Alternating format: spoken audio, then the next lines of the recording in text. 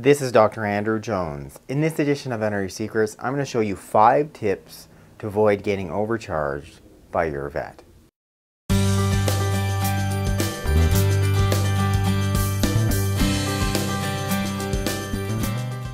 Veterinary care can be very expensive. I regularly hear from pet owners, such as yourselves, just how expensive it is. There are numbers of pet owners that just can't afford anymore to regularly bring their dogs and cats to the veterinarian. So that, begs the big question.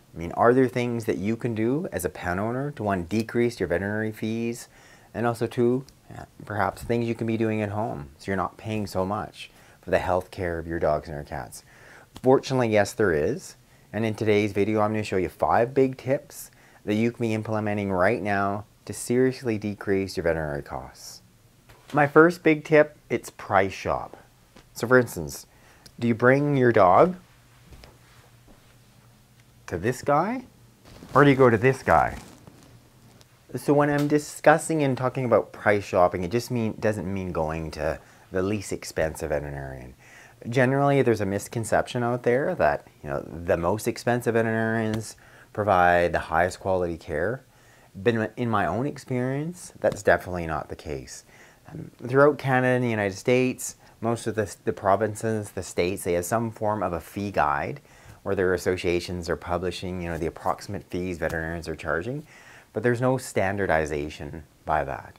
And so it's really important, of all the big things and tips I can give you, is number one, get a referral, like referral from other pet owners. You're new to a town, you'd be asking pet owners as they're at the dog walk. Ask other cat owners, which veterinarian do you see? And get a sense for, do they feel that those charges are reasonable or not? The big thing I found in veterinary practice and in working at many different veterinary clinics and seeing many different veterinarians is there really is a different range of price. There's a number of very quality, ethical veterinarians, so they really know what they're doing, they're very skilled, but they're very fair about what they charge. And unfortunately, there are some that are not so much, that are very much more business driven. So a big thing, if I have to, one big key point, if you're looking at different veterinary practices, go ahead, feel free to ask the owner, how do they pay their associates? For instance, if they pay them on a commission, in terms of the associate gets paid a percentage of how much they sell, in terms of how many diagnostic tests they do, or how many surgeries they recommend, how many dentals they do, that's a big red flag. They're going to be much more focused on just advising you get that other service done, as opposed to going to a veterinary practice where those associates are paid a salary and they're going to be comfortable recommending what they feel is in the best interest of you and your dog or cat, not just the best interest of making them more money. My second tip, it's beware of the upsell. And the upsell is something that you're all probably familiar with in terms of going to McDonald's and they ask, would you like fries with that?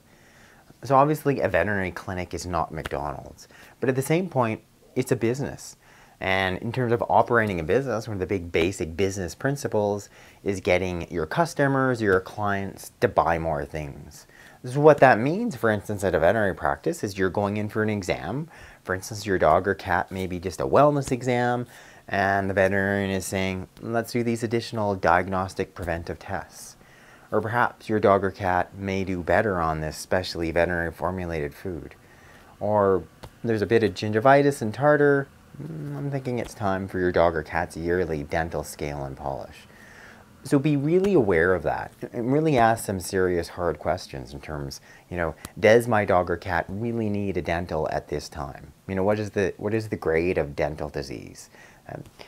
Does he or she need those diagnostic tests? To what end? There's a whole bunch of research out now questioning the merits of these preventive wellness diagnostic tests. In terms of what's happening is that we're diagnosing things that aren't really there and they're not a problem. Many veterinarians are not of the opinion that in most cases it's probably better to wait until there is an issue and then you perform those diagnostic tests. But you need to be aware of all that, and you need to be asking questions. Does my dog or cat need that dental? Does it need that blood test? Does it need, that special food? And ultimately, it's up to you to make that decision. It's not up to your veterinarian. My next tip number 3, is just avoid yearly vaccines. Your dog or cat, in my opinion, does not need to come into your veterinarian every year to get some form of yearly booster. Fortunately, if they are to get a booster, the needle won't be quite this big. Vaccines then became the way of getting more pet owners into your vet clinic. Clients really got trained. They'd see a reminder come in the mail that said my dog or my cat is due for shots. You go to the vet clinic.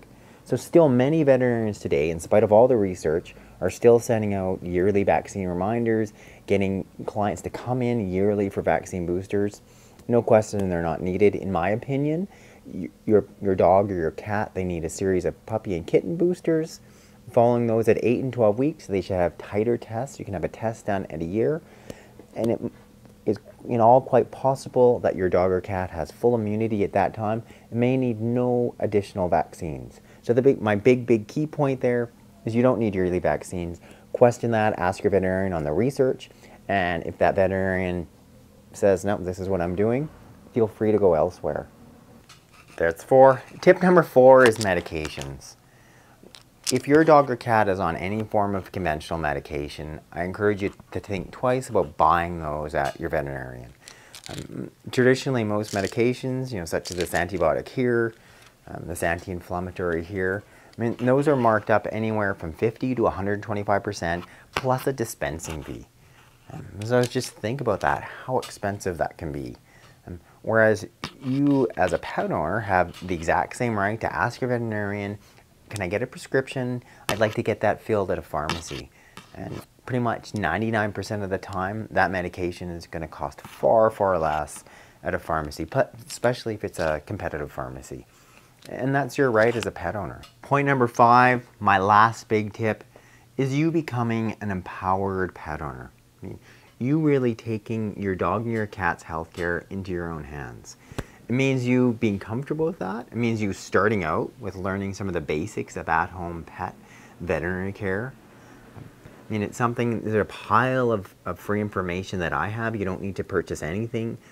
I have a huge YouTube channel, which you're on right now. A ton of information on there. I have a blog, a ton of information on there. I have a newsletter that's free. You can sign up for that. A ton of information on there. So you can learn about all this stuff, and you can really start, the basic is of at-home pet veterinary care. So for instance, it could be something as simple as use something like lavender as a diffuser for helping your dog's anxiety. Perhaps something like this, quercetin, which you can pick up at any natural health store or even most pharmacies that you might be then using for your dog's allergies. Or something like coenzyme Q, another wonderful supplement which has showed some wonderful beneficial effects for heart disease, for periodontal or gum disease.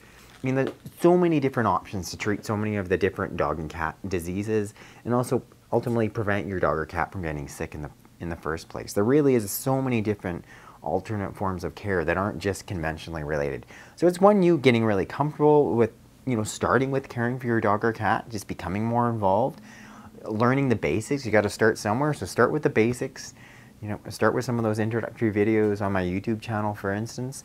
Start examining your dog or cat at home, asking your veterinarian questions in terms of, what are some of the alternate options? This is what I've looked at. Is this a possibility?